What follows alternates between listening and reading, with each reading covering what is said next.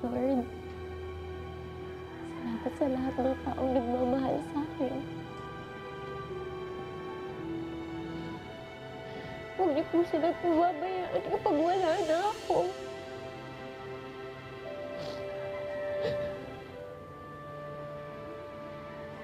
Sana, hayaan niyo akong baunin yung mga alaala na kapag dumating na yung araw na yun.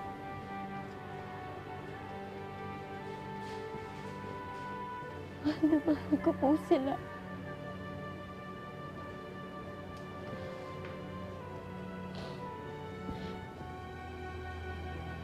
Gusto ko po sana baunin yung mga alaala na yun